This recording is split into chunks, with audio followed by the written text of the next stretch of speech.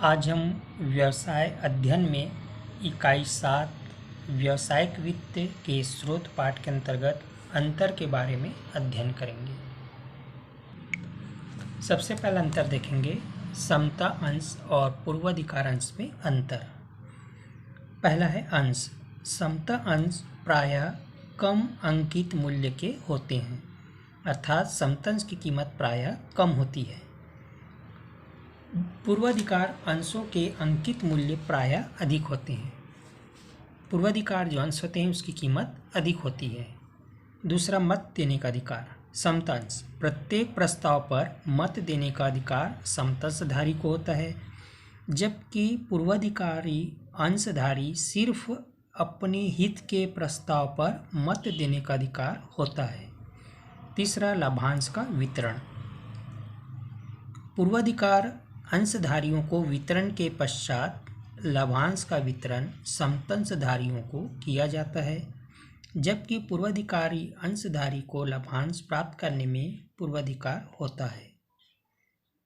चौथा, लाभांश लाभ के अनुसार घटता बढ़ता रहता है समता अंश में, जबकि पूर्वाधिकार अंश में इसकी दर लाभांश की जो होती है वो निर्धारित होती है। पांचवा, मूल्यों में परिवर्तन। समता अंश कंपनी के लाभ हानि के साथ मूल्य में परिवर्तन होता रहता है, जबकि पूर्वाधिकार अंश में अंशधारी जो होते हैं वो मूल्यों में परिवर्तन नहीं होता है। छठवा है शोधन अर्थात भुगतान। समता अंश कंपनी के जीवन काल में नहीं होता है। पूर्वाधिकार अंश जीवन काल में शोधन किया जा सकता है, अर्थात समता अंश का भुगतान जो है कंपनी के विघटन या समापन के बाद ही होता है, जबकि पूर्वाधिकारी जो अंशधारी होते हैं उनको अंश का भुगतान कंपनी के जीवन काल में किया जा सकता है। सातवां, कोषों पर अधिकार। समता अंश सभी संचितियों पर अधिकार होता है, जबकि पूर्वाधिकार अंशधारी को अधिकार नहीं होता है। आठवां, जोखिम। समता अंश अधिक जोखिम होती है, पूर्वाधिकार अंश जोखिम कम होती है। नौवां, निवेशक का दृष्टिकोण। समता अंश दृष्टिकोण व्यापारिक होता है, पूर्वाधिकार अंश दृष्टिकोण एक निर्धारित आय प्राप्त करना होता है। नंबर 10, लाभांश देना।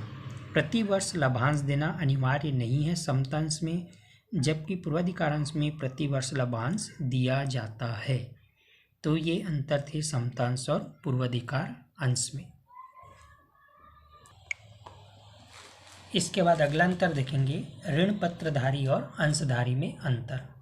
पहला, सदस्य।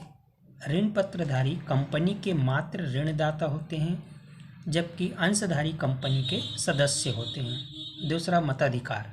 ऋण पत्रधारी इन्हें कंपनी की सभाओं में मत देने का अधिकार नहीं होता है। अंशधारी इन्हें कंपनी की सभाओं में मत देने का अधिकार होता है। तीसरा, प्रतिफल। ऋण पत्रधारी अपने धन के निवेश के प्रतिफल में निश्चित दर पर ब्याज प्राप्त होता है।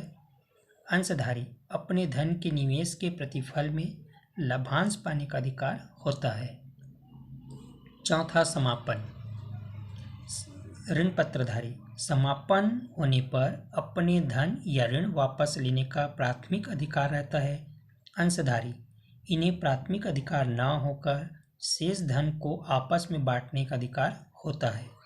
पांचवा, हानि होने पर प्रतिफल। ऋण पत्रधारी कंपनी को लाभ हो या हानि इन्हें एक निश्चित दर से ब्याज पाने का अधिकार रहता है। अंशधारी इन्हें हानि की दशा में लाभांश पाने का अधिकार नहीं रहता है, केवल लाभ होने की दशा में इन्हें लाभांश पाने का अधिकार रहता है। छठवां, निवेश का स्वरूप। ऋण पत्रधारी ऋण पत्र द्वारा निवेशित धन ऋण स्वरूप होती है, अर्थात लोन के रूप में। अंशधारी अंशों द्वारा निवेशित धन पूंजी स्वामी स्वरूप होती है। सातवां, निवेशक की स्थिति। ऋण पत्रधारी ऋण पत्र का निवेशक ऋणदाता माना जाता है, जबकि अंश का निवेशक कंपनी का स्वामी माना जाता है। तो ये अंतर थे ऋण पत्रधारी और अंशधारी में अंतर।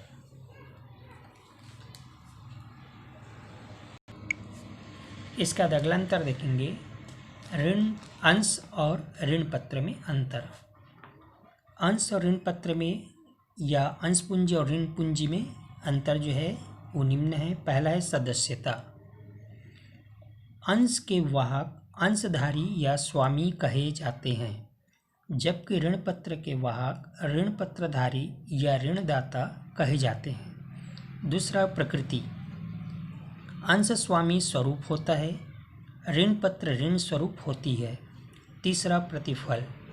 अंश पूंजी। प्रतिफल में लाभांश मिलता है, जबकि ऋण पत्र या ऋण पूंजी में प्रतिफल के रूप में ब्याज मिलता है। चौथा धन की वापसी।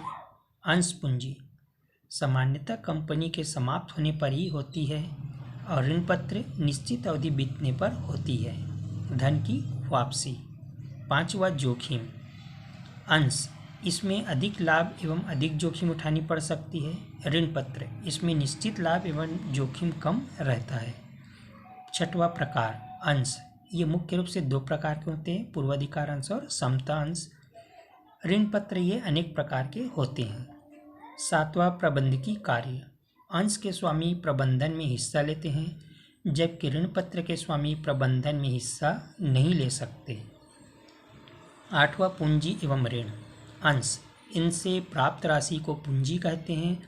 ऋण पत्र इनसे प्राप्त राशि को ऋण कहते हैं। नंबर 9 आय की निश्चितता। अंश आय अनिश्चित कम या अधिक होती है, जबकि ऋण पत्र आय निर्धारित दर से प्राप्त होती है। नंबर 10 तुलन पत्र में स्थिति अर्थात चिट्ठे में स्थिति। अंश पूंजी को तुलन या पत्र या चिट्ठे में सबसे ऊपर एक नंबर पर लिखा जाता है। ऋण पत्र को तुलन पत्र या चिट्ठे में तीसरे नंबर पर लिखा जाता है। तो ये मुख्य अंतर थे अंश और ऋण पत्र में या अंश पूंजी और ऋण पूंजी में अंतर। इसका हम देखेंगे समतांश, पूर्वाधिकारांश तथा ऋण पत्र की तुलना। सामान्यतः कंपनियां ट्रेडिंग ऑन इक्विटी का लाभ उठाने की दृष्टि से समस्त अंशों के अंतर्गत पूर्वाधिकारांशों या ऋण पत्रों को निर्गमित करना तरजीह देती है। वित्तीय आयोजन के समय विभिन्न प्रकार की प्रतिभूतियों का मूल्यांकन करने के लिए तथा कंपनी के लिए उनकी उपयुक्तता निर्धारित करने के लिए निम्नलिखित कारकों को ध्यान में रखा जाता है। पहला है वित्त विधि, पीरियड ऑफ फाइनेंस, वित्त की अवधि। कंपनी के लिए स्थायी आधार प्रदान करने के लिए समता अंश अवश्य निर्गमित करना चाहिए।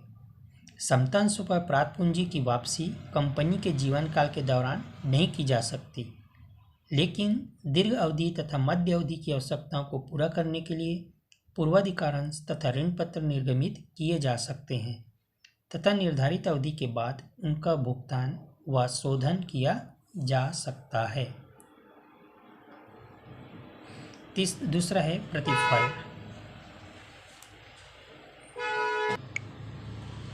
पूर्वाधिकारांशों पर निश्चित दर से लाभांश दिया जाता है, जो कंपनी के शुद्ध लाभ पर निर्भर करता है, तथा ऋण पत्रों पर निर्धारित दर से ब्याज दिया जाता है, जो लाभों पर एक आवश्यक प्रभार है। ऋण पत्रों पर ब्याज तथा संचयी पूर्वाधिकारांशों पर लाभांश कंपनी पर भार को निरूपित करते हैं। कंपनी की आय इन प्रतिभूतियों पर प्रतिफल की दर से कम होती है, परंतु समता अंशों पर प्रतिफल लाभों पर निर्भर करती है तथा यह घटता बढ़ता रहता है। तीसरा है वित्तीय संरचना की लोचकता। कंपनियां जो इन तीनों प्रकार की प्रतिभूतियों को निर्गमित करती है अर्थात समता अंश, पूर्वाधिकारांश और ऋण पत्र की पूंजी संरचना में लोच रहता है। समता अंशों का भुगतान नहीं किया जा सकता, परंतु पूर्वाधिकारांशों और ऋण पत्रों का भुगतान किया जा सकता है। चौथा है प्रबंधन पर नियंत्रण।